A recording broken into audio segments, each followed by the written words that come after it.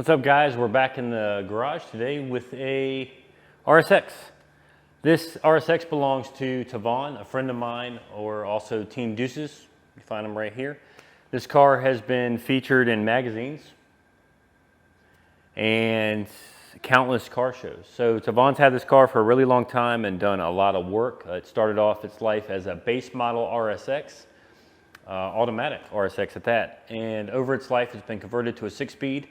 It's got a motor swap and everything else, and a nice precision turbo up under the hood, and also a lot of body work, as you can see behind me. So today we're going to be installing air suspension on this car. He has a look that he wants to go for, and he wants to get this thing down on the ground, and we're going to help him with that. He's got a D2 race air suspension kit. It comes with two Vital Air compressors and two square tanks. So we're going to install the airbags on all four corners, as well as the tanks and everything in the trunk. Now, we're not just going to mount this down to the trunk on the floor. He's asked me to build a tube frame, like a little skeleton in the trunk that holds all the air components in a manner that he wants it to look. He wants the tanks to come down the side and the two air compressors to sit on top of it. So we're going to build that as well. I've never installed an air suspension kit before, so this will be interesting. I'll walk you guys through it. The first thing I want to do is get the wheels off the car, get the bags on the car and the old coilovers off, and then we'll start running air lines and figuring out how we want to do all that, and then wiring, so on and so forth. So before I get started, I'm going to walk you guys around this car and show you what he's done to it. I'll show you what's under the hood, the trunk, and everything we're going to do, and then we'll just get started. So let's get walking around on this guy. Let's get you guys a little walk around on this car. Let's start in the engine bay. What he's done here is he's dropped in a K24 with the, I think this is the K20 intake manifold and a Precision 6266 turbo. I think the internals on this motor are stock. I know he had a built K20 in here before that didn't last too long. Went ahead and shaved the bay, got the brake lines all tucked. Everything looks really clean up in this engine bay. I mean, this thing, I don't even want to touch it, it's so clean. But we're going to go ahead and do what we can with the car. He had the entire body painted, even up under the hood, inside all the jams and everything. He's gone ahead and run with these SK forged 18-inch wheels. Those are a new addition to the car. They look really good. I mean, you can just see how wide these guys are. They got some serious meat on them. These things, good looking wheel. He just got those in. We're gonna put those on and make sure everything fits as we get this on the ground. Let's move back in here into the trunk. So this is where the air tanks and the compressors are going to live in the whole system. He wants a tube frame to come up through here and bend its way around and house the tank and the compressors. He has a concept that he sent to me, a little drawing. So we're going to start with that. I'm going to get everything installed in the car and then make sure I got all the air lines and everything where they need to go, figure out how to route them through the car, and then we'll move on to this tube frame that he has. He has a couple of bars up here in the back of the trunk and then up behind the seat belt, or the seats for the seat belts, and he wants to match that color and blend everything together. I'm not sure if I'm going to keep this crossbar here or not, or if I'm going to utilize its mounting points for the connection for the air system. We'll figure that out once I get to it, and I'll also run it by him. So let's go ahead and set you guys up over in the corner, and then we'll start getting the wheels and the suspension off the car. All right.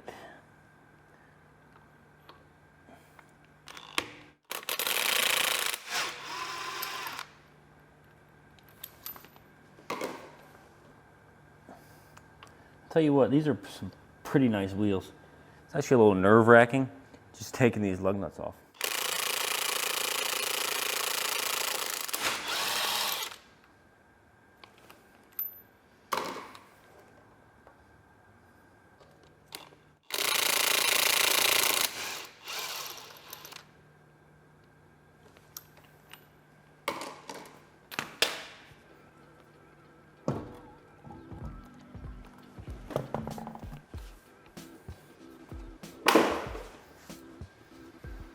First order of business is to get the old coilovers off. The good thing about Hondas is it really isn't all that difficult. You got 2 bolts down here at the top of this hub, and then 3 nuts on top on the shock tower, and everything drops down from there. So I need to get this cotter pin out. I guess I can get some pliers. And then we can take this outer tie rod off and then drop these 2 bolts out, a couple 10 millimeters, good to go.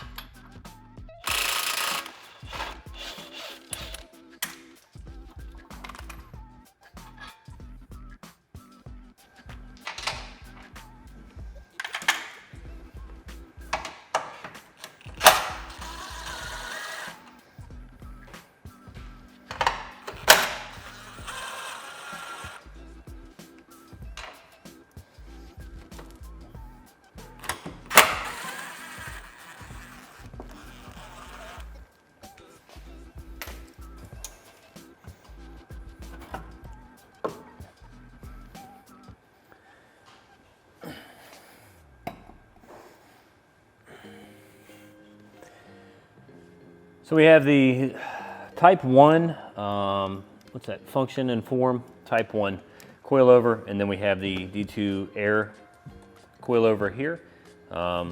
Obvious difference is there's an airbag here, there's a spring there, so I'm sure you guys are familiar with that. But one thing that came with the kit were these little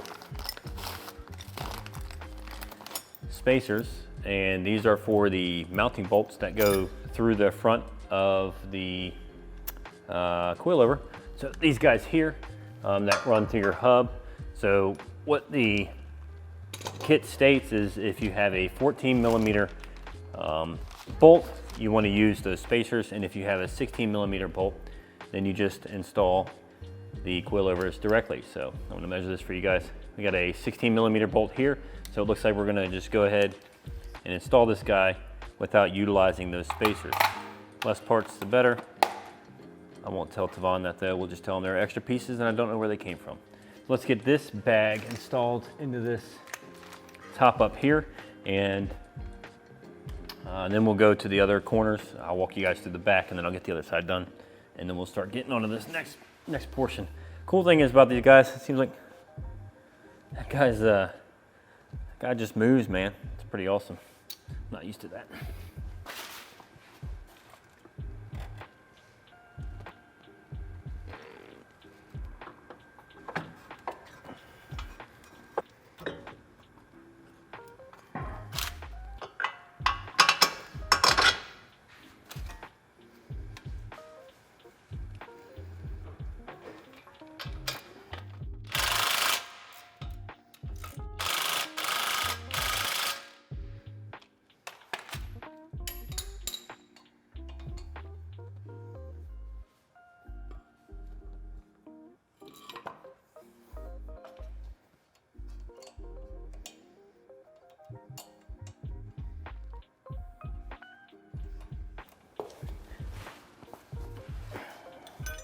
All right, moving to the rear, you got 1 lower bolt here on the back side of this control arm, and then you got 2 nuts on the inside. You have to take the inside panels out. I'll move you up there after I get this bolt loosened. It's 17 and I think an 18 wrench. Yeah, an 18 wrench and then a 17 socket. And this bolt should just come out.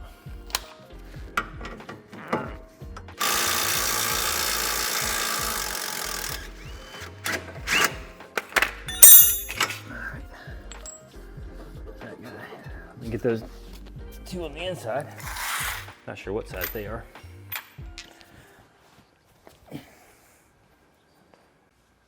So after the panel's gone, you have access to these guys here.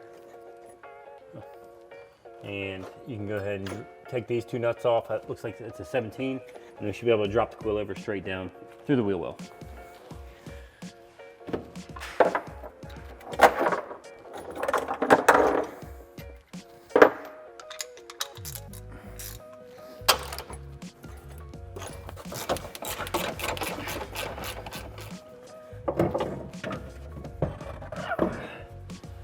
There we go. Rear coilover out. We'll get the new bag put in.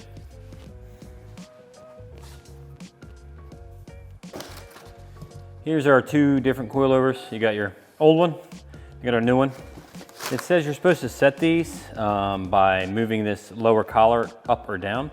Right now I have it at the lowest setting, and then we'll go ahead and lock those after we get it installed. I'm not sure about the front. I know he wants to put the car pretty low, so we'll probably have to take them off and put them back on a couple times just to make sure we get our ride height right, and go from there. You're not supposed to lower it or raise it by this collar here at the back, so we're not going to do that. So the rear airbag is installed. I got the other ones done as well. To adjust these up or down, you actually have to take the lower housing and adjust it up and down. The front one has a nice design where you can just spin the bag, and the whole threaded portion will actually go down into the body. This rear one though is actually a little bit more of a pain in the butt. You have to take it off, spin the bottom up and down, and that'll give you your adjustment that you need. I'm gonna bring you guys in here and show you an issue that I found with this lower body of this coilover and what it does as far as the bracket. We got a little bit of interference, so I had to lower or raise the actual car up to be able to miss this lower thread portion.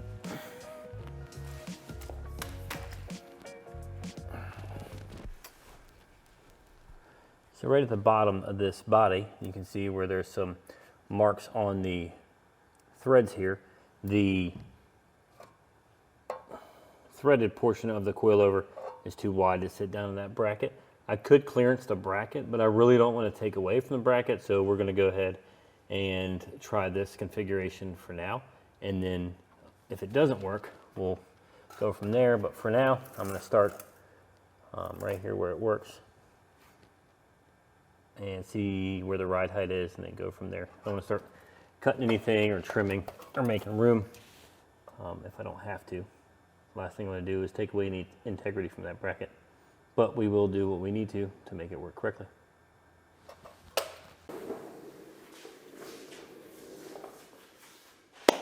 So put the wheels back on the car, and I've jacked them both up to get them up into the wheel well to see where I have some interference or any rubbing.